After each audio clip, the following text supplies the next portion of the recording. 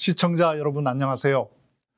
방현석이 만난 승부사들 진행을 맡은 소설 범도희 작가 방현석입니다. 오늘 방현석이 만난 승부사는 아주 특별한 한국인 호사카 유지 교수님입니다. 안녕하세요. 호사카 유지 교수님.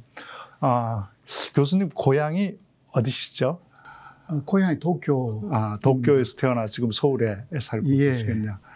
많은 분들이 알고 계시겠지만 호사카 유지 교수님은 일본에서 태어나서 일본에서 공부하고 도쿄 대학을 졸업한 일본인이었습니다. 일본 국적을 포기하고 한국 국적을 선택한 인생의 승부사 호사카 유지 교수님은 그 누구보다 한국과 일본, 한일 관계에 대해서 잘 알고 계신 전문가십니다. 오늘 광복 80주년을 맞아서 국적을 건 인생의 승부사 호사카 유지 교수님 모시고 이재명 대통령 시대의 한일 관계 어떻게 달라졌고 또 어떻게 변화해야 되는지 이야기 나눠보도록 하겠습니다. 이재명 대통령 당선되기 전에 일본이 좀 걱정을 했잖아요. 윤석열 대통령 때는 너무나 일본에 대해서 굴종적이었기 때문에 그렇죠. 매우 만족스러워했고 또 윤석열 대통령이 그래서 탄핵당하고 파면됐을 때 상당히 정부와 일본 정부와 언론이 안타까워했죠. 네, 맞습니다. 지금 이재명 대통령이 당선되고 국민주권정부가 출범했는데 일본 정부와 언론의 반응은 좀 어떻습니까? 먼저 이재명 대통령에 대해서는 상당히 일본의 비판적이다라는 인식을 처음은 일본 언론도 그렇고 일본 정부도 갖고 있었는데요. 그 이후에 오히려 분석을 많이 하기 시작했습니다. 이재명이라는 인물이 어떤 사람인가. 결국은 운동권도 아니고 그래서 이념적인 뭔가 움직임을 할 사람은 아니다라고 하여서 상당히 실ion적인 그러한 외교를 할 것이 아닌가. 많이 바뀌었어요. 일본 그러니까 정부와 언론은 이재명 대통령을 이념형이 아니라 실용적 정치인이다. 그래서 오히려 합리적으로 외교 관계를 풀어갈 수도 있다는 이제 관점을 가지고 이제 연구하고 있군요. 예, 맞습니다. 이재명 대통령. 지금까지 일본에 대해서 강경적인 입장은 아무래도 국내 한국에서의 입장으로서 일본에 대해서 말했다라기보다 국내적인 메시지였을 가능성이 충분히 있다. 이런 이야기를 하죠. 일본 정부나 언론과 달리 또 일본 국민들의 생각은 조금 다를 수 있을 것 같은데 일본 국민들에게 비치는 이재명 대통령의 이미지는 어떤 걸까요? 다양한 일본인들이 있기 때문에 역시 그 사람들의 입장에 따라서 생각하는 부분들이 상당히 차이가 나는 것으로 일단 알 수가 있습니다. 어떤 분들은 한일 관계라는 것을 특히 일본에 대해서 잘하는 사람이 잘해주는 일본에 대해서 그냥 호의적인 사람이 좋은 사람이다. 그렇게 보는 것이 잘못되어 있는 거 아닌가. 오히려 이재명 대통령의 당선으로 일본의 외교 자세를 반성하는 또 일본인들도 나왔고요. 물론 일반적으로는 상당히 또 어떤 계기에 굉장히 일본의 강경적인 입장으로 손해할 것이 아닌가라는 걱정을 갖고 있는 일본인들이 대부분 아니면 아예 관심을 갖는다. 그런 식으로. 그러니까 크게 이제 일본 국민들의 반응은 세 가지 정도. 하나는 오히려 무조건 일본에 대해서 잘 보이려고 하고 굴종적이었던 윤석열 정부보다 실제 일본을 정확히 알고 합리적으로 대응할 거기 때문에 오히려 더 좋은 파트너다. 이렇게 생각하는 분들도 있고 혹시 조금 시간이 지나면 아주 강경하게 또 일본에 네네. 대해서 태도를 변화할지도 모르는 거 아니냐는 걱정. 네네. 또 아예 일본에 대해서 무관심한, 그래서 미국이나 뭐 중국과만 거래하고 일본과는 별로 상대하지 않으려고 하지 않을까 하는 이 세 가지 기류가 있다는 거죠. 예. 네. 이번에 삼성그룹의 이건희 회장이 이재명 대통령 만날 때 읽어왔다고 그래서 화제가 된 책이 네네. 있습니다. 이재명 자서전, 이 책인데요. 이재명 대통령한테 이 책 읽었다고 이재용 회장이 얘기해서 아주 이재명 대통령이 쑥스러워한 책인데, 이 책이 일본에도 이번에 번역이 되었다고 들었습니다. 한번 보여주시겠습니까? 바로 이 책인데요. 네. 그대로 한국어로 번역한 것인데, 여기에 나와 있는 그 제목은 내가 목표로 하는 한국, 이렇게 나와 있고요. 이재명 자전, 이재명 이렇게 되어 있습니다. 자서전이라는 뜻이죠. 예. 표지에는 여기 밑에 써져 있는 그런 어떻게 되어 있나요? 여기요. 여기는 조금 길게 이렇게 나와 있습니다. 이재명 대통령의 말씀을 그대로 조금 카피한 것인데요. 가난했기 때문에 분하고 슬픈 마음이 많이 있었다. 그러나 자신하고 같은 입장에서도 손실하고 소박한 사람들을 위해서 살고 싶다라는 금이 있다. 그 금이 있어서 여기까지 왔다. 자신의 이야기가 여기에 나와 있습니다. 가난해서 서럽고 억울했던 사람들을 위해서 살아보고 싶은 꿈이 있어서 여기까지 왔다. 그런 내용이 적혀 있군요. 그래서 유지 교수님, 일본에서 한국 오신 지 오래돼서 일본어 안 잊어버리셨는지 한번 테스트 해보겠습니다. 그중에 한 대목만 본문에 있는 거 일본어로 한번 읽어보아 주시겠습니까? 상당히 항상 말하는 게 한국말이라서 일본에 가도 금방 일본어가 나오지는 않아요. 사실은. 여기 후기인데요. 후기에 그래서 이 번역가가 쓴 내용인데요. 이렇게 나와 있습니다. 먼저 일본말로 합니까? 人間 イ・ジェミョンの人生について知っている方々は皆、彼がどれほど多くの傷を負いながらここまで来たのかということについてよくわかっています。しかし彼が負った傷はすべて貧困、不義、不公正と戦った消し去ることのできない記録なのです。彼には私的な利益を守ろうとして負った傷はただの一つもありません。13世紀のペルシアの詩人ルーミーは、傷口は人間に光が入る通路であると言いました。中世の月明かりの中を歩いた詩人の洞察力を借りるなら、彼の証拠はそれだけ多くの光が彼の内面に染み込んでいった傷跡なのでしょう。한국말로 할까요? 네, 한국말로. 조금 긴데.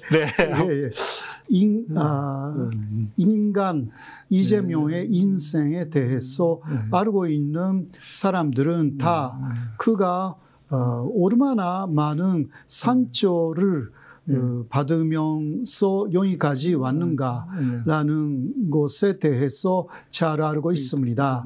그러나 그가 받은 상처는 모두 빈곤, 부의,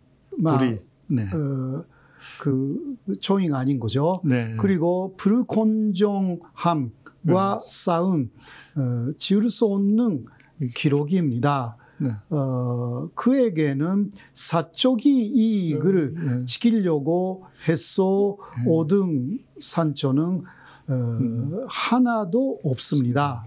13세기의 페르시아 시인 루미는 상처라는 것은 인간에게 빛이 들어갈 통로이다 라고 말했습니다. 중세의 달빛 속을 걸어간 시인의 통찰력을 빌린다면 그의 산조는 그만큼 많은 빛이 그의 내면에 스며들었다. 그러한 산조일 것입니다. 괜찮습니까? 일본어보다 한국어가 역시 이상하십니다. 네. 지금 아주 즉석으로 지금 번역을 했는데. 네. 제가 미리 부탁드리지 않고 이제 갑자기 부탁드렸습니다. 그 광복 80주년이 되었는데 아직도 한국에서는 그 일본의 침략을 미화하고 찬양하는 일들이 반복해서 벌어지고 있습니다. 지난 윤석열 정부 아래에서는 정부 관계자들이 나서서 한일 관계 과거사를 청산하는 데 있어서 일본의 마음을 잃는 게 먼저다. 이런 말도 하고 또 독도가 분쟁 지역이란 말도 또 해서 국민들의 분노를 자아냈습니다. 우리 독립기념관의 관장이라는 사람이 일제식민지 일본 강점기에 우리 한국인의 국적은 일본이었다. 심지어 지난 대통령 선거에 출마한 김문수 후보마저도 일제 강점기 시대에 우리 한국의 국민들은 국적이 일본이었다. 한국이 아니었다. 일본 사람이었다. 이렇게 얘기했는데 호사카 유지 교수님은 한국인으로서 여기에 대해서 어떻게 생각하세요? 예, 이것은 뭐 계획적으로 이루어지고 있는 일들이라고 저는 보고 있고요. 그러니까 하나하나가 별개의 문제가 아니라 완전히 그 대한민국의 모든 국민을 일본의 사고방식에 맞게 개조하려고 하는 그러한 움직임이 배후에 있다. 그렇게 볼 수밖에 없습니다.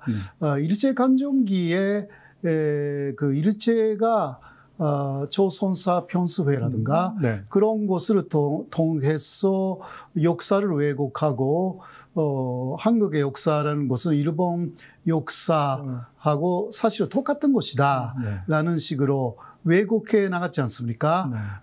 그러한 움직임이 현대판으로 지금 다시 현대를 달리하면서 움직이고 있다라고 할 수밖에 없습니다.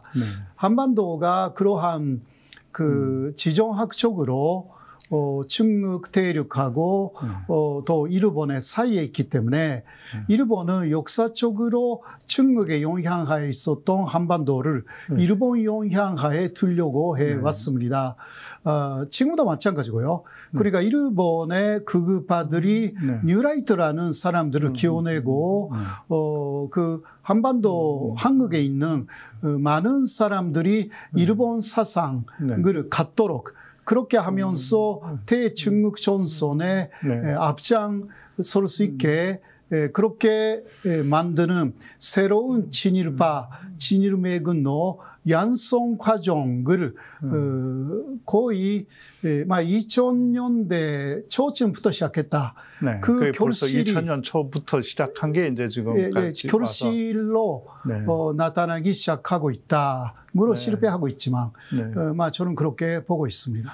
네, 호사카 유지 교수님 말씀하신 것처럼 이제 일본 식민지 역사관을 심어준 게 이제 조선사 편수에 당시 이제 경성제대, 경성제국대학 역사학과에서 그 일을 주도했죠. 근데 그 경성제대에서 그 식민지 사관을 만들었던 사람들이 해방된 다음에 다시 서울대학교 역사학과 교수가 돼서 그 역사관을 지금까지 우리에게 사실은 심어온 것이 불행한 우리 역사였습니다. 결국 우리 역사를 한국의 관점에서 보느냐 아니면 일본의 관점에서 보느냐 하는 문제인 것 같습니다. 일본의 관점에서 보면 일제 식민지 시대, 일본 제국주의 시대, 좋게 얘기해도 일본 강점기였지만 우리 한국의 입장에서 보면 일제 시대가 아니죠. 일본의 침략에 맞서서 싸운 독립투쟁 시기, 항일 독립투쟁 시기가 맞는 거죠. 그 항일 독립투쟁 시기에 국민들을 일본 국민이다. 이렇게 말하는 건 너무나 잘못된 말이 안 되는 것이고요. 네. 그렇게 하면 독립운동을 한 분들이 다 테러리스트 그런 이야기가 되는 거 아닙니까? 네. 예, 그게 그 일본이 지금 그 목표로 하는 지점이고요. 네. 네. 그러니까 일본의 그 침략 수괴였던 이토 히로부미를 격살했던 안중근 참모 중장 장군이죠. 안중근 참모 중장이 군인이었단 말이에요. 대한의군 참모 중장이었습니다. 대한의군 참모 중장으로서 저거의 수괴를 격살하는 특수작전을 수행한 게 하얼빈에서 이토 히로부미를 처단한 것이었습니다. 그걸 일본 관점에서는 일본 입장에서는 테러리스트다. 네네. 이렇게 얘기했는데 우리도 그걸 따라서 테러리스트하고 얘기할 수는 없는 거죠. 예. 우리에게는 장군인 것 네. 마찬가지죠. 그러니까 일본의 관점이라는 것은 목표가 있는 것입니다. 네. 그렇게 테러리스트라고 근거가 없는데도 계속 주장함으로 인해서 한국 사람들의 거의 모든 사람들이 그때 안중근이 잘못되어 있었구나 이런 그 관점을 갖도록 네. 그 영향력을 행사하기 위해서 일본은 끊임없이 그것을 계획하고 있고 실행하고 있는 것입니다. 네, 지금 뭐 많지는 않지만 이제 안중근 참모 중장이 테러리스트였다고 하는 한국인들이 극우파들이 몇 명씩 나타나고 있죠. 지금도 일본에서는 안중근 참모 중장을 테러리스트라고 그럽니까? 극우파들은 아직 그렇고요. 네. 네, 그러나 일반 국민들은 먼저 모르는 사람들 꽤 많고요. 네. 네, 일부 연구한 사람들은 절대 그렇지 않다. 네. 한국의 그러니까 오르바르 역사관을 갖고 있는 일본인들도 꽤 오히려 있습니다. 네, 그건 좀 우리 국민들도 굉장히 분명하게 알아둘 필요가 있을 것 같습니다. 안중근 참모 중장은 군인이었거든요. 1908년 대한의군 우영장으로서 부대를 이끌고 하얼빈 영화에도 나왔지만 두만강을 건너서 회령까지 진격했던 장군이었습니다. 그 작전에서 일본군 포로를 굉장히 다수 잡죠. 근데 국제법에 의해서 그 잡았던 포로들을 다 석방하죠. 그 석방한 결과 그 포로들이 일본군을 끌고 와서 안중근 참모 중장의 부대는 괴멸적인 타격을 입었습니다. 그렇지만 안중근 참모 중장은 후회하지 않았습니다. 자기는 군인으로서 국제법을 준수했고 그건 정당한 일이었다고 생각했고 그 다음에 수행했던 것이 군사 특수작전으로서 이토 히로부미를 격살하는 군인으로서의 작전을 수행했습니다. 그래서 체포된 후에도 조사받을 때 재판받을 때 일관되게 자기는 군인이다. 포로로 대접해달라고 요구했는데 이제 재판부에서 인정하지 않고 테러리스트로 처형했죠. 처형당하는 마지막 순간 교수영장으로 가기 5분 전에 떠나면서 썼던 글이 지금 남아있는 유목 중에 위국헌신 군인본분이라는 겁니다. 위국헌신 군인본분은 나라를 위해서 희생하는 것이 군인의 본분이다. 그렇게 얘기하고 교수영장으로 가서 사형당했던 사람. 군인으로 살았고 군인으로 싸웠고 군인으로 죽었던 안중근 참모 중장은 결코 테러리스트가 아닌 우리 대한민국의 당당한 장군이었다는 점은 우리가 분명히 해야 할 것 같습니다. 그럼 일본에서는 지금 우리 조선을 침략했던 그리고 침략하고 지배했던 36년에 대해서 뭐라고 지금 표현하고 있습니까? 일본은 역시 일본에 의한 식민지 시대 이런 식으로 대중 표현합니다. 네. 그러니까 한국이 조선이 돼가지고 일본의 식민지였던 시대 이런 식으로 이야기를 하고 있죠. 네, 그 사이에 여러 가지 간접적인 것들이 많았다라는 것은 인정하지만 그래도 일제 간점기 이쪽에서 말하면 일본에서 말하면 일제 시대에는 합법이었다. 그러니까 그 조약, 한일 병합 조약, 그 을사늑약은 합법적인 조약이었기 때문에 그 지배는 정당하다. 근데 지배 과정에서 좀 일부 부당한 것들이 있었을 뿐이다. 이게 지금 현재 관점에서 보면 그것도 불법이지만 네. 탄시로서는 불법이라고 할 수가 없다. 이런 식으로도 또 표현하고요. 그리고 또 그걸로 끝나지 않고 그 45년까지는 합법이었고 네. 45년 이후에 네. 불법이 된 곳이다. 네, 45년까지는 다 합법이었다. 네네네. 그런데 이제 얼산의학 자체가 체결하는 순간부터 불법이었거든요. 그건 원천 무효입니다. 이회영 선생의 손자인 우리 광복회 회장님 나오셔서 네네. 말씀하셨듯이 그 조약 자체가 고종을 강압해서 고종이 실제 찍지 않은 것을 맞습니다. 억지로 했기 때문에 무효란 걸 고종이 다 문서로 써서 남겼거든요. 네네. 때문에 그건 그 순간부터 무효였기 때문에 그 지배 기간 전체도 다 불법이고 무효였던 거죠. 그게 맞습니다. 합법이었다고 하는 것은 말이 되지 않고 그러니까 일본은 말이 되지 않는 것을 말이 된 것처럼 계속 반복하면 계속 말합니다. 그러면 이제 마치 사실인 것처럼 이렇게 그러니까 게베르스가 말한 게베르스 그러니까 거짓말도 100번 이상 말하면 진실이 된다. 그 일본이 그대로 사용합니다. 계속 독도도 이제 자기 땅이라고 계속 그러니까 100번, 1000번, 10,000번까지 하고 있는 거죠. 한국에서는요 같은 말을 되풀이하지 않습니다. 한국 분들은 같은 말을 되풀이하는 것을 싫어하는 민족이거든요. 근데 일본은 같은 말을 되풀이합니다. 여기에 조금 차이가 있어요. 그러니까 오히려 효과적으로는 일본은 거짓말도 되풀이하기 때문에 사람들의 귀에 남는 거죠. 그게 일본과 한국의 차이군요. 차이가 커요. 우리는 독도 우리 땅이니까 더 말할 필요 없다. 이렇게 끝인데 저기는 계속해서 계속 말합니다. 우리는 그거 저번에 말했으니까 이제 됐다. 이렇게 하는데 일본은 아닙니다. 몇 번, 그거는 거짓말이기 때문에 해야 된다고 생각하는 거죠. 몇 번이나. 근데 이제 우리 강제 병합도 불법이었지만 그 강제 병합에 맞서서 우리 항일 무장 독립 투쟁은 굉장히 치열하고 끈질기게 전개되었단 말입니다. 그런데도 맞습니다. 그 사실을 마치 없는 것처럼 하면서 그건 일본은 뭐 그렇다 치더라도 우리 국내에 이른바 뉴라이트라고 하는 사람들도 그 의병운동 항일 무장 투쟁을 그러니까 순간의 분을 참지 못하고 아까운 생명을 희생했다. 이게 작년도 그 윤석열 정부에서 거민정 채택이 되었던 뉴라이트 교과서에 나오는 구절이거든요.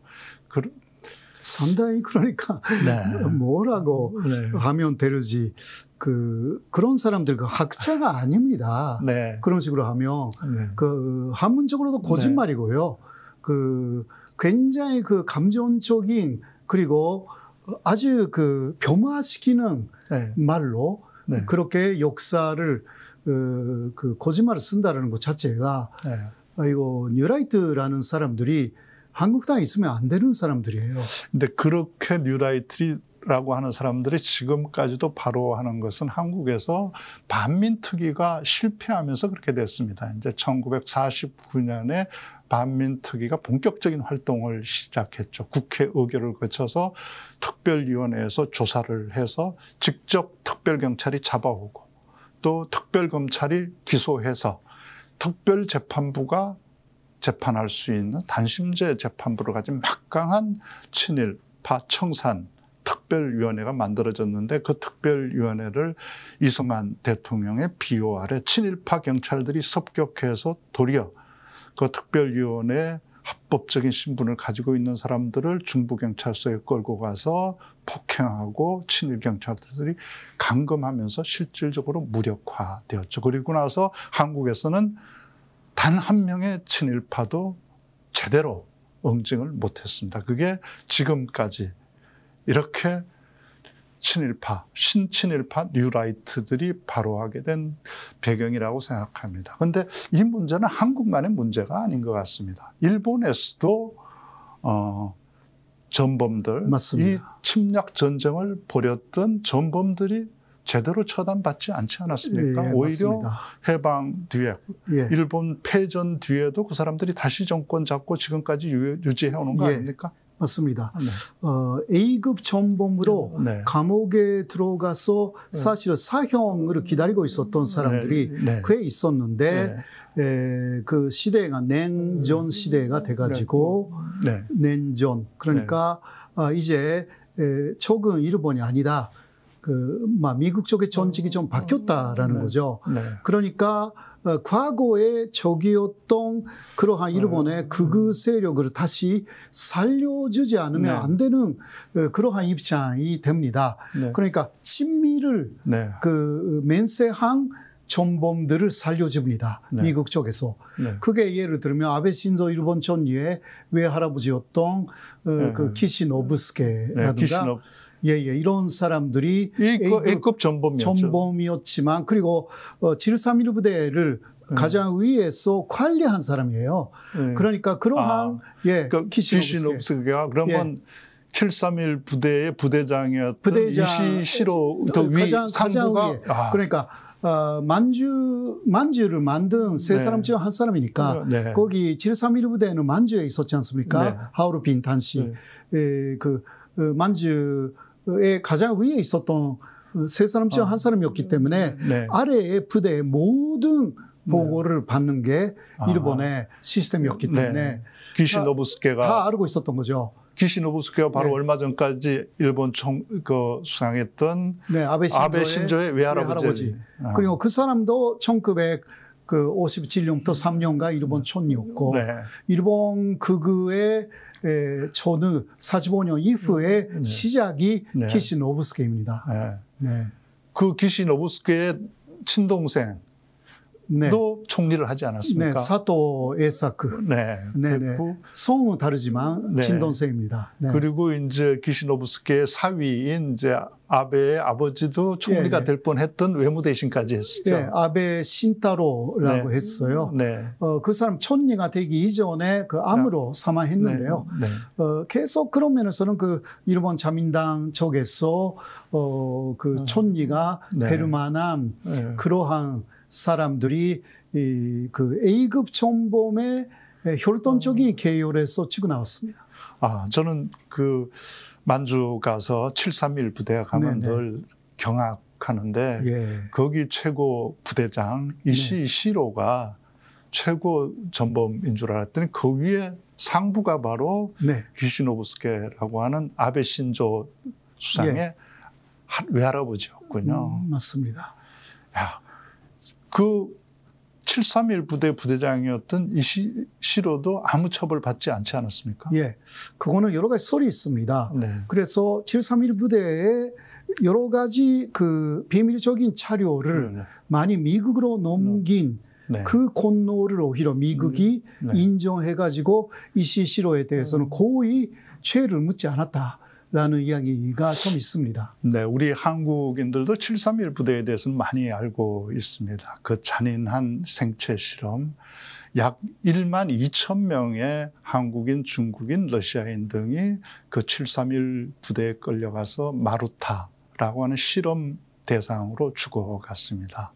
심지어는 어머니와 아들을 함께 가둬놓고 독가스를 동시에 살펴서 아이와 엄마가 어떻게 반응하는지 어떤 속도로 죽어가는지를 관찰하고 산 사람 그대로를 어떤 마취도 하지 않은 채 배를 갈라서 신체, 장기의 하나하나를 떼어내면서 그것이 어떤 반응을 일으키고 죽게 되는지를 관찰한 그런 잔인한 실험들을 했습니다. 그게 일본이 만든 731 부대뿐이 아닙니다. 만주 중국에만 있었던 게 100 부대, 516 부대, 1644 부대, 1855 부대 확인된 것만 5개나 됩니다. 거기서 수만 명이 그렇게 마루타가 되어서 죽어갔습니다. 그런데 그 실험을 부대를 만들고 수행했던 이시시로는 패전 뒤에 어떤 처벌도 받지 않고 당당히 잘 살다가 죽었고 그 밑에 있었던 731 부대의 업무관들, 그 실험을 한 악마 같은 사람들이 일본 제약계의 거두가 되었고 의료계, 예방의학 이런 데 진출해서 아주 호사를 누리다가 다 죽었죠. 근데 저는 그게 끝인 줄 알았더니 그 위에 노부스케라고 하는 A급 전범. 그러니까 만주에 그런 그 실험을 한 부대들이 많았다라는 그 가장 위에 기시노부스케가 있었던 기시노부스케가 있었고 그 기시노부스케에 이어서 친동생이 또 총리를 했고 그 사위는 이제 외무상까지 하다가 총리하려다가 이제 아까 죽어서 못했고 그래서 그러니까 외손주인 아베 신조가 총리가 돼서 그렇게 극악한 반한 정책을 폈죠. 맞습니다. 그런데 이 사람들이 바로 이른바 조슈번 출신들 아닙니까? 현재 야마구치현이고요. 조슈라는 곳은 그 메이지 유신을 일으킨 조슈 사츠마라는 그 유명한 집안이 있습니다. 그 중 하나의 사츠마본 출신입니다.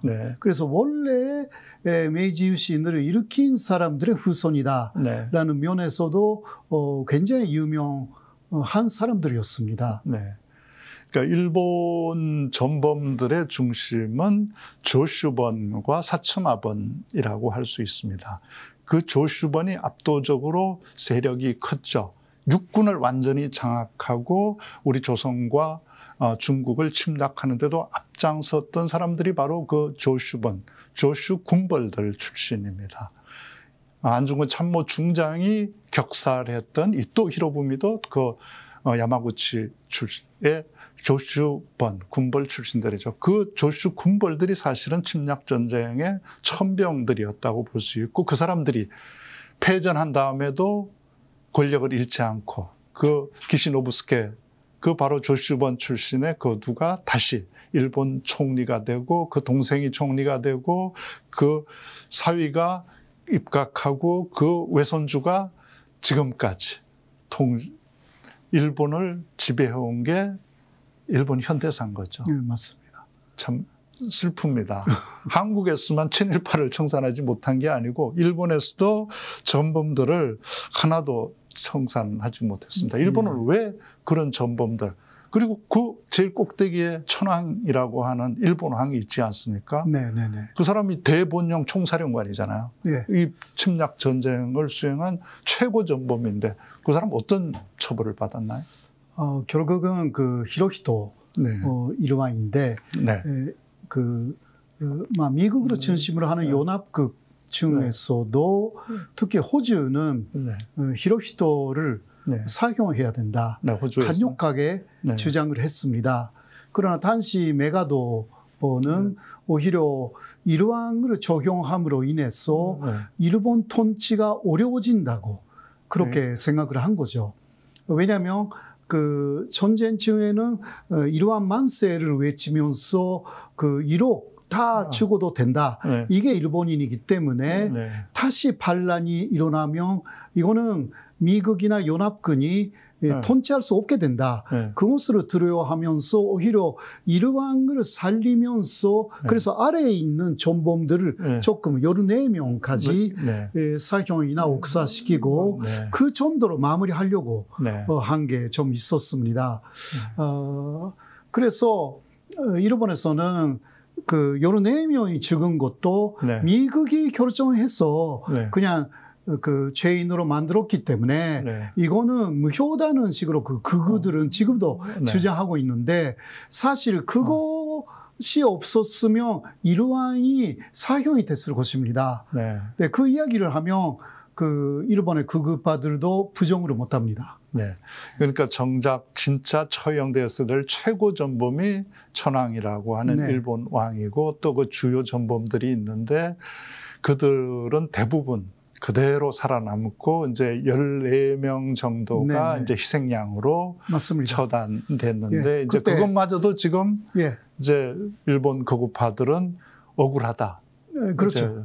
그래서 그 전범들, 그 사람들뿐만 아니라 그러니까 전범으로 죽었던 사람들을 다 지금 신사에 모시고 참배하고 또 받들고 있는 거죠. 이제 뭐 그 미군이나 연합군이 떠났기 때문에 그 이후는 전범이 아니다 또 말하고 있습니다. 그렇게. 그러니까 14명은 그냥 그 법무사했다. 법적인 어떤 그 임무를 수행하면서 죽은 것뿐이다. 이렇게 주장하면서 야스쿠니 신사의 신으로 모셔놓고 있는 거죠. 지금 보니까 일본은 과거의 전무금 국가가 아니고 지금까지도 패전 이후 80년까지도 전범들이 지배하고 있는 전범이었던 천황, 그리고 천황의 자식들, 그리고 침략 전쟁을 이끌었던 핵심적인 군벌 세력 조슈번의 후예들이 80년 동안 지배하고 있는 현재 진행형 사실은 전범 국가라고 할 수 있습니다. 그런데 왜 이렇게 됐을까요? 한국은 그래도 독재자들, 우리 국민들을 학살한 사람들, 부패한 권력을 대통령도 3번이나 탄핵시키고 내쫓았고 또 권력을 바꿔서 민주정부를 탄생시켰습니다. 이런 민주혁명들을 한국은 되풀이해서 해왔는데 일본은 왜 한 번도 그런 천황을 심판하지 못하고 또 거국 우파 또 전범의 후예들이 80년 동안이나 지배할 동안 그 정권을 한 번도 제대로 바꿔보지 못했을까요? 사실 그게 핵심입니다. 예. 네, 그 계기가 좀 있었습니다. 그렇게 할 수가 있는. 네, 그거는 1991년에 소련의 붕괴였습니다. 공산주의, 사회주의가 세계적으로 무너졌을 때 일본 극우가 굉장히 위기심을 가졌습니다. 그렇게 하여서 한반도까지 통일이 된다면 일본이 고립될 것이다. 막 이런 생각을 가졌어요. 그렇게 되면 일본에 대한 중국이나 남북 간의 어마어마한 역사 공격이 시작될 것이다. 그러면 과거에 일본 잘못이 더 나오겠죠. 그러면 일본 사람들도 이제 뭔가 그 일본 편으로 들어주는 사람들이 사라지기 때문에 이게 내부 분열이 돼가지고 이게 다시 그 내부에서 이거 천상하지 않으면 안 되는 그런 시기가 올 것이라고 일본 극우는 굉장히 걱정했습니다. 그래서 남한하고 남한의 극우하고 하나가 돼가지고 그 항상 그 촉으로 간주할 수가 있는 북한이나 중국하고 싸울 수가 있는 공동 전선을 그 남한의 극우 세력하고 맺자. 이게 일본의 극우가 자신들이 살아남기 위한 전략으로 세운 것입니다. 이게 뉴라이트 지원이었습니다. 그러니까 일본 내에서 자기들이 권력을 유지하기 위해서 그 한국의 극우 세력들의 준동 또 중국이나 이런 쪽에 자기 신들의 입장을 지지하는 장학생들을 계속 키워냈군요. 그 사람들의 존재 가치가 사라지면 이건 큰일 나는 것입니다. 다시 그때 A급 전범이었고 그 절대 소판되면 안 되는 사람들이 소판되고 아니냐. 다시 그러한 여론이 커지면 이게 큰일 나는 것입니다. 그렇기 때문에 그것을 막기 위해서 항상 촉이 있어야 돼요. 촉이라는 것은 북한이나 그 중국이에요. 그 사람들을 뭐 지금은 공산주의도 아닌데 공산주의다라고 하면서 한국과는 비슷하죠. 빠르게이라고 하는 일본에서 빠르게이라고 하지는 않지만 그 공산주의 세력이 아직 없는 적을 만들어서 계속 그렇게 하는 것입니다. 자신들이 살아남기 위한 그러한 수단으로 그런데 일본만으로는 어려우니까 남한을 이용하자. 그런데 남한을 이용한다 하더라도 완전히 일본에 달아올 수 있는 사람들을 알아봤더니 뉴라이트다. 이렇게 아주 뭐 일본이 자기 정당화를 하고 일본 거구 우익들이 그 세력을 정권을 유지하는데 우리나라의 이제 뉴라이트라고 하는 세력들이 큰 역할을 했군요. 그러니까 우리나라에서만 해악을 끼친 게 아니고 일본의 극우들이 생존할 수 있도록 큰 먹잇감이 돼준 게 우리나라 뉴라이트군요. 그러니까 한국의 뉴라이트에게 일본 쪽에서 지원하지 않을 수가 없는 거예요. 그러니까 왜냐하면 자신들을 지켜주는 그러한 재전선에 한국의 뉴라이트는 서 있다라는 게 일본 극우들의 그 인식입니다. 한국 뉴라이트가 그러니까 일본 극우들을 지켜주는 것입니다. 호위무사 역할을 지금까지 해온 거군요. 맞습니다. 그러니까 그냥 한국의 뉴라이트는 한국을 위해서 뭔가 한국에서 뭔가 하고 싶어서 그 사람들이 활동하고 있는 게 아닙니다. 일본 그들을 지키기 위한 일본 고구들의 이익을 지켜온 사람들은. 그러면 또 그쪽에서 여러 가지 이익이 오겠죠. 여러 면에서. 무슨 이익이 오는지 잘 모르겠지만 어마어마한 이익이 올 거예요. 그러한 그 뒷부분이 중요한 것입니다. 호사카 유지 교수님도 좀 노선을 바꾸면 어마어마한 이익이 그들보다 더 많이 올 것 같은데. 저는 뭐 성격이 그런 사람이 아니라서. 조선의 선비가 되셔서. 그러니까 제가 그 호사카 유지 교수님의 조선 선비와 일본 사무라이라고 하는 책이 있습니다. 굉장히 인상 깊게 읽었습니다. 우리 한국과 일본의 근본적인 차이가 뭘까? 어떻게 해서 이런 가치관의 차이가 발생했을까 궁금했던 게 제가 그 책을 읽으면서 많이 풀었습니다. 그 책을 보면 그 일본 사무라이들은 특징이 그러니까 자기 주군을 위해서 전쟁을 하고 침략을 해서 이기면 그 대가로 영지를 발령받는. 그러니까 침략을 하고 전쟁을 하는 것은 죄나 불의가 아니고 정당한 거다. 그죠? 빼앗는 거, 약탈하는 것도 선이었다. 그 선이었다. 그러니까 그렇기 때문에 그들이 한 침략 전쟁들, 뭐 우리 조선을 침략한 거나 중국을 침략한 것도 그 연장선상에서 보면 자기들은 아주 정당한 일을 했다고 믿기 때문에 지금 반성도 안 하고 청산도 안 하는 건가요? 이기기 위해서 이게 뭐 할 수밖에 없는 그 방향이었고 그게 역사적으로 쭉 배웠던 내용 그대로인 것입니다. 일본에서는. 그들의 이제 사무라이들의 최종 목적은 그 자기의 영지를 분할받는 거니까 영지를 얻으려면 누군가를 그것을 땅을 뺏어야 되고 이겨야 돼요. 이겨야 약탈해야 되는 거예요. 그래야 자기 수탈을 하고 그런 것은 상관이 없습니다. 그 땅을 차지하면 이긴 것이고 이게 선인 것입니다. 오히려 악이라는 게 뭐냐? 패배하는 것이 악입니다. 많은 것이 좀 이해가 됩니다. 그러니까 제가 이제 소설 범도라고 하는 이제 항일 무장 투쟁 전선에서 쓰러져 간 사람들, 홍범도 장군의 생애를 다룬 이야기인데 그걸 쓰면서 한 10년 넘게 만주와 연해주를 취재하고 다녔습니다. 그때 제가 신기한 걸 하나 발견했습니다. 일본이 만든 만주와 연해주 모든 영사관에는 다 지하실이 있습니다. 그러니까 당시만 해도 지하실이 그렇게 흔치 않았거든요. 근데 모든 일본 영사관은 반드시 지하실이 있습니다. 그리고 그 지하실은 모두 고문실, 취조실, 유치장으로 사용됐습니다. 그 일본 영사관들은 그냥 영사관이 아니었어요. 그 지하실에서는 피비린내로 진동했고 수많은 독립투사들, 중국과 한국의 독립투사들이 생겼습니다. 가장 많이 가게 되는 간도영사관, 용정에 있는 간도영사관 그 지하 취조실에서는 그 용정에 있었던 영길에 있는 창동중학교 교사 정기선이 끌려갑니다.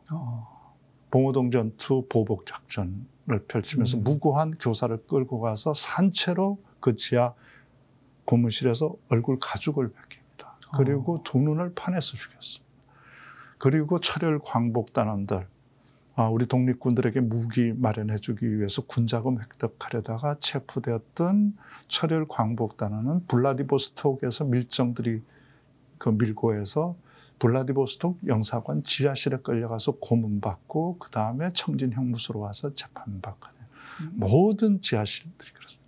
그게 일본 침략자들이 해온 거거든요. 그러니까 일본은 표면적으로는 신사로 그렇게 그 사람하고 대하지만 그 뒤에 얼굴이 굉장히 어두운 얼굴이 있다. 멀쩡한 민간 영사관 모습을 하고 있지만 그 지하실에서는 날마다 그 독립투사들이 피 흘리면서 죽어갔죠. 그리고 그것도 그 일본 대사라든가 연사는 그 손에 피를 묻히지 않고 그러니까 오히려 그 진일바들을 많이 그 사용했다. 밀정들. 당시 밀정들 그 월급들 기록들을 보면 그 당시 교사들이 월급이 높았거든요. 그 교사들 평균 월급보다 높습니다. 밀정들에게 준 게.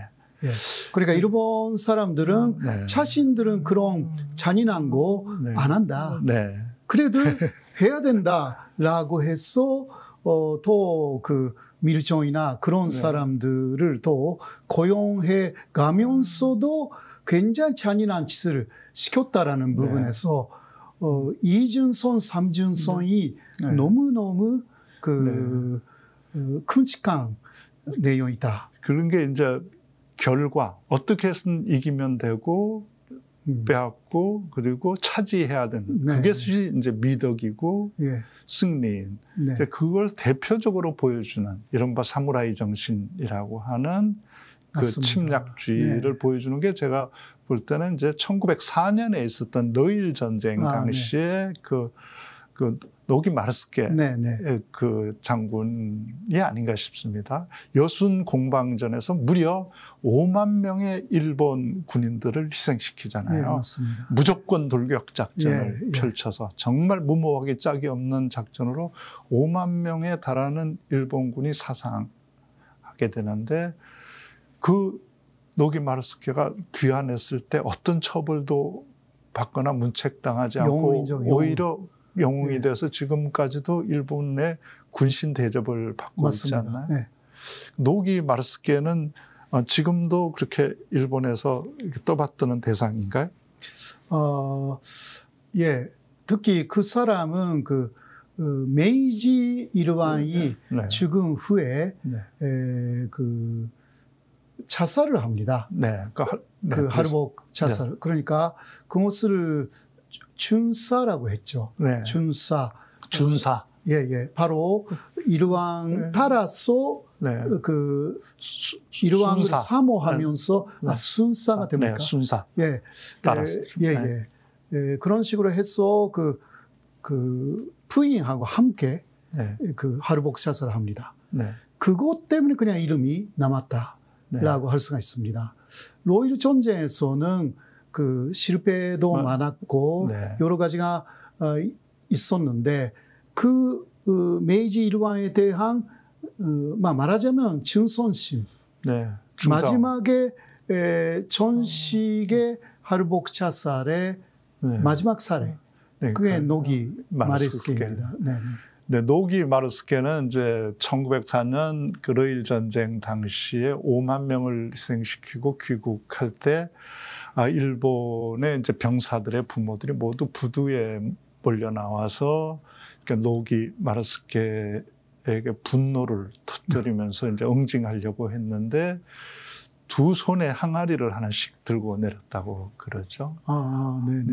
노기 마르스케의 아들이 둘 있었는데 그 두 아들을 리신 공방전 전선에서 러일 전쟁 전선에 최전선에 내보내서 죽였다는 거죠. 그래서 두 아들의 유골을 한 개씩 양손에 들고 배에서 내리니까 자식 하나 잃었던 일본의 병사들의 부모들이 그냥 말을 못하고 돌아섰다. 그것도 물론 그 희생이었지만 소를 잘한 거죠. 그런 이제 그걸 이제 명예라고 생각하고 충성이라고 생각하고 그리고 그걸 이제 받아들여서 천황이라는 자는 또 그 무모한 5만 명을 희생시킨 책임자를 자식 그 왕자인 히로히토의 스승으로 삼았죠. 맞습니다. 그래서 이제 얘기하신 대로 히로히토가 죽으니까 그 히로히토가 그러니까 메이지 히로히토의 아버지죠. 히로히토의 할아버지입니다. 할아버지. 할아버지가 그 메이지 왕이니까. 그 다음에 다이쇼 왕이 오고 그 다음에 히로히토는 쇼와 왕이기 때문에. 그래서 1912년에 이제 그 메이지 왕이 죽으니까 따라서 자기 그것도 부인을 죽이고. 먼저 부인을 먼저 죽이고 자기도 할복 자살한. 굉장히 끔찍하고 잔인하죠. 이걸 군신이라고 일본은 지금도 떠받들고 있는 나라입니다. 잘 이해가 되지 않습니다. 그러니까 노기 마레스케에 영화도 있어요. 네. 영화도 있는데 계속 그 로일 전쟁중에 사람을 희생하고 있는데 네. 그 사람은 그냥 어딘가에 들어가서 몇 사람하고 술을 먹고 있는 거예요. 네. 그런 것도 영화에 나옵니다. 네. 그러니까 일본 사람들이 엄청나게 그 분노했다라는 네. 그 산진적인 참면이 있기는 합니다. 그러니까 일본의 군신이 2명이죠. 또 한 명 도고 헤이하치로인가요? 도고 헤이하치로. 네, 그건 네. 이제 해군. 예, 맞습니다. 네. 그래서 해군은 그런 이제 육군에 비해서는 덜 잔인했고, 그래서 그 해군들이 지배했던 게 대만. 네, 맞습니다. 그쪽은 그 초슈 사츠마 쪽이 그렇죠. 가고시마였기 때문에 네. 가고시마 쪽은 해군으로 발전됩니다. 네. 네, 조슈 군벌이 그 지배했던 이쪽은 우리 조선이나 중국은 이제 조슈고 맞습니다. 저쪽은 이제 사츠마 군벌. 예, 사츠마 해군이 지배했던 대만은 그래도 상당히 조슈보다는 신사적이어서. 네. 그렇습니다. 대만은 반일 감정이 그렇게 지금도 높지 않다고 그러죠. 우리보다는. 그렇습니다. 촌독 자체가 네. 그 조선 촌독은 처음부터 끝까지 육군 대장이었지만 그 대만은요 반 이상 민간인이었습니다. 대만은 그런 것도 있었고 기타 여러 면에서 법적으로도 상당히 좀 달랐습니다. 그래서 지금도 대만에 일본 신사가 많이 남아 있습니다. 미워하지 않는 것입니다. 그런 것으로 대만 분들이. 네, 아까 얘기했던 노기 마르스케는 우리 남산에도 신사를 만들어서 그 노기 마르스케를 떠받드는 신사가 있었습니다. 제 얘기를 조금 돌려서 그 우리 호사카 유지 교수님은 어떻게 해서 그 일본에서 공부를 또 잘하셨고 또 도쿄 대학이면 일본 최고 명문 대학인데 거기까지 공부하고 나서 한국으로 유학 오게 됐고 또 한국에서 또 아주 한국 사람으로 살아가기로 결심을 하게 되셨는지. 저는 약간 어렸을 때부터 한국 사람하고의 인연이 조금 있었어요. 우리 아버지가 회사 사장을 하고 있었기 때문에 그 회사 사장에도 사장들이 잘 알고 있는 사장들 중에는 제일교포 분들이 좀 있었고 그런 것도 좀 있었고 가장 그 핵심적인 것은 면성황후 씨의 사건을 제가 알게 된 거죠. 그는 대학교 시절이었는데 우연한 계기에 어떤 책으로 면성황후 씨의 사건을 알게 돼가지고 그게 입장 바꿔서 생각하면 일본의 황후를 외국 사람이 혹시 죽인다면 일본 사람들은 그 외국을 거의 잊어버릴 수 없을 것이다. 용납할 수 없을 것이라고 저는 생각했어요. 그러니까 한국 사람들이 일본에 대해서 갖고 있는 그 감정은 굉장히 복잡할 것이다. 라고 그때 굉장히 역지사지죠. 느꼈던 것입니다.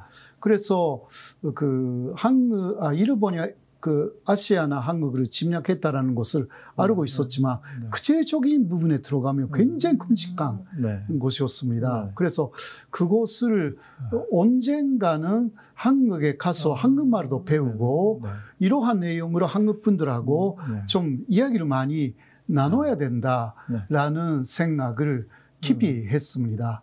그래서 계기가 되어서 한국에 오게 됐습니다. 근데 한국에 와서 또 이제 독도 영유권 문제나 또 일본 위안부 문제나 이런 것에 대해서 그러니까 인류의 양심에 입각해서 호사카 교수님이 활동해 오지 않았습니까? 그 한국인의 입장일 뿐만 아니라 인류의 양심에 해당하는데 그런 활동들을 통해서 또 일본의 옛 친구들이 있을 텐데 또 그 친구들 중에서는 불편해하거나 또 이제 해서 소중했던 친구들을 잊어버리거나 잃어버리거나 그러지는 않았는지요?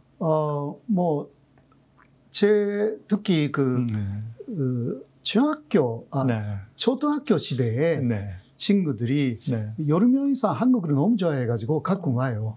예. 그때 그러니까 자주 만나가지고 그때는 제가 쓴 독도책이라든가 그런 거 일본말로 쓴 것도 있으니까 그냥 줘요. 네, 공부해봐라 라고 해서 뭐 반전으로 열심히 공부해가지고 오히려 그런 사실이 있었던 거 몰랐다고 오히려 좀 지적 호기심이 있는 사람들은 이게 일본 정부가 말하는 게 다가 아니구나 라고 느끼는 사람들도 있습니다. 제가 준 책을 읽지 않는 사람들은 그 친구는 이상하게 됐다. 이상한 친구. 그렇게 그냥 느끼지만 그냥 초등학교 때부터의 친구니까 그냥 지내는 거죠. 좋은 친구니까 저기 뭐 나쁜 생각을 할 리 없어. 믿을 수 있지. 이런. 그러니까 역시 아주 옛날부터의 친구들은요. 잘 사셨군요. 조금 다른 거예요. 그렇게 공부 열심히 한 사람들은요, 진짜 촉같이, 일본 좀 잘못됐다고. 그렇게 바뀐 사람도 있어가지고, 그래서, 일본말로 책도 내야 된다. 그 한국말 뿐만이 아니라, 그때 많이 생각했어요. 우리 호사카 유지 교수님 말씀 들으니까 제가 호치민이라고 하는 이제 베트남의 국부, 박호라고 하죠. 호치민에서는 호 아저씨라고 불리는 시간이 지나고 체제가 바뀌어도 베트남 국민들의 존경을 받는 호치민이 전쟁 시기에 미국과 전쟁할 때 했던 말이 떠올라요. 그때 호치민이 미국 정부의 이제 베트남을 상대로 한 전쟁을 격렬하게 비난하고 비판하죠. 근데 인상적이었던 건 미국 국민들과 전쟁을 주도하는 정부를 늘 분리해서 얘기했어요. 미국 정부를 비판하기 전에 먼저 평화를 사랑하는 존경하는 미국 시민 여러분. 여러분들의 성원, 평화에 대한 애호에 감사드립니다. 이렇게 얘기하고 그다음에 미국이 이제 무자비한 그 에이전트 오렌지라고 하는 그 약품들, 폭격 이런 것들을 항의했거든요. 그것처럼 그 나라 국민과 또 그 나라를 지배하거나 침략을 한 그 정부와는 좀 구별해서 얘기할 필요가 있겠다. 맞습니다. 우리 그러니까 일본 하면 일본 국민들 중에도 얼마나 좋은 사람 많이 있습니까? 우리 김대중 대통령이 순환당할 때도 지켜내려고 노력했던 일본의 양심적인 지식인들이 많았고 또 그 후에도 한국과 함께 해오고 또 평화헌법, 다시는 일본이 전쟁하지 말자. 그걸 지키려고 싸워온 일본의 훌륭한 시민들이 있다는 것을 우리도 또 기억해야 될 거고, 호사카 유지 교수님의 훌륭한 친구들, 이런 분들도 또 평범하지만 일본 사회에 늘 존재하는 걸 기억할 필요가 있을 것 같습니다. 맞습니다. 그래서 우리 호사카 유지 교수님 책도 이제 일본어로 한국어로 또 같이 나오면 좋을 것 같습니다. 3권이 있어요. 일본말로. 일본말로. 널리 더 많이 읽혔으면 좋겠습니다. 그리고 우리 이번에 나온 저 이재명 대통령의 자서전도 좀 읽혀서 더 새로운 또 이재명 대통령 시대 한국과 일본으로 나갔으면 좋을 것 같습니다. 아마 일본에서는 또 이런 지도자가 드물었을 것 같습니다.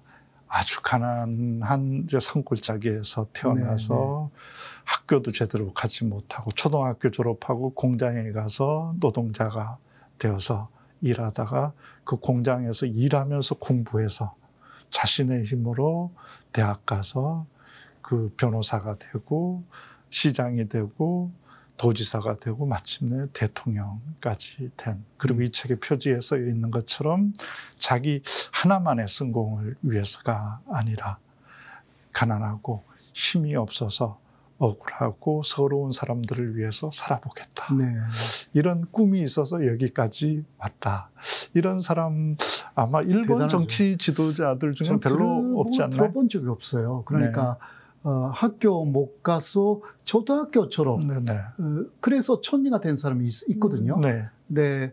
그러나 가난했다 하더라도 그렇게 고생하지는 않았어요. 이재명 대통령처럼. 그러니까 굉장히 특이한 네.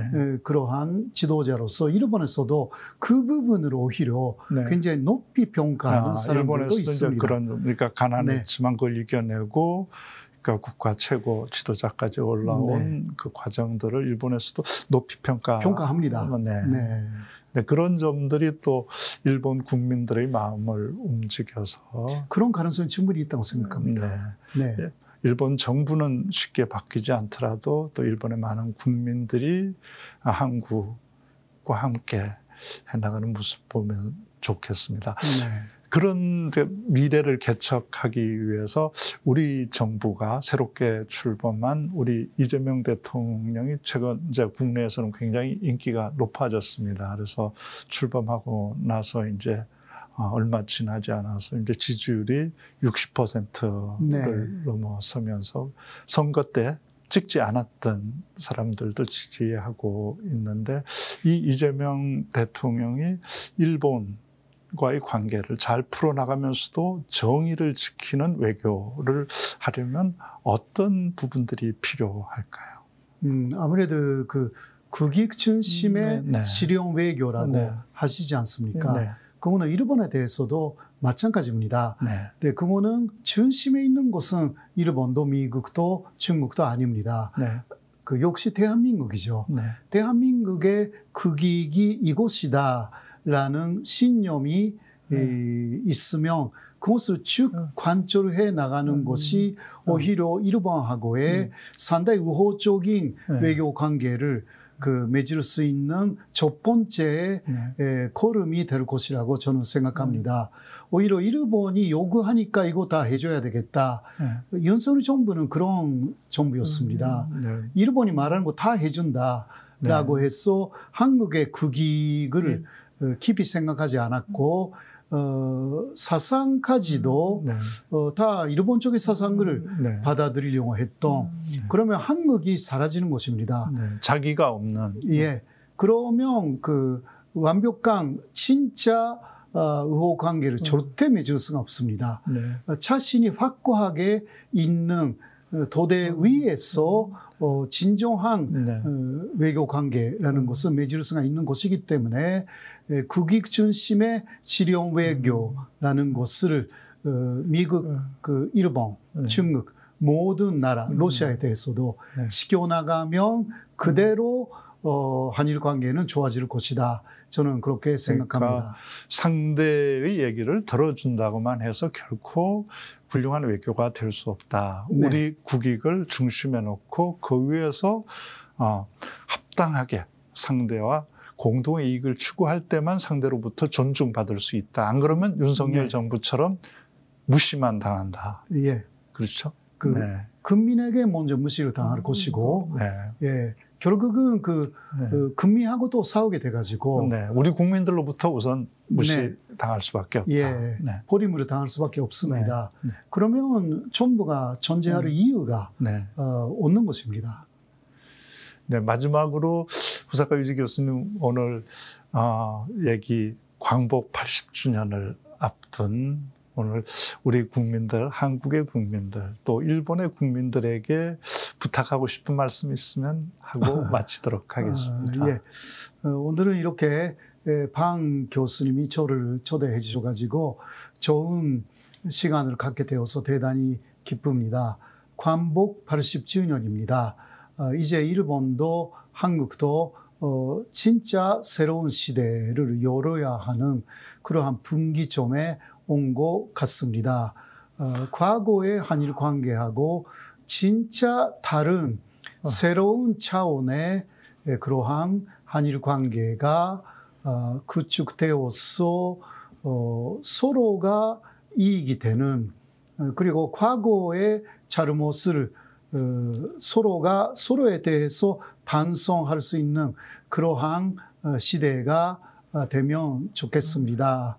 그런 토대 위에 진정한 한일 관계, 일본은 더 과거를 진정하게 반성해야 되는 시간을 가져야 될 것으로 생각하고요.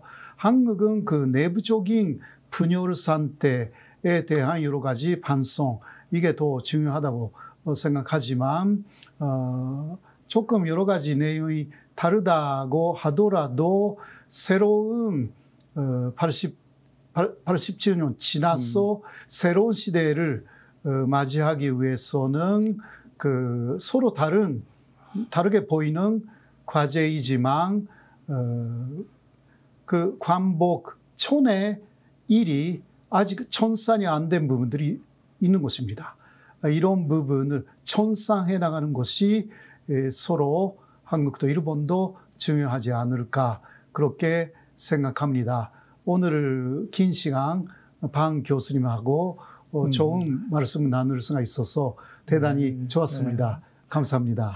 네, 국적을 건 인생의 성부사 후사카 유지 교수님 모시고 우리 광복절 80주년을 앞둔 채 그 한일 관계, 이재명 대통령 시대 한국과 일본은 어떻게 해야 하나 함께 얘기 나누어 보았습니다.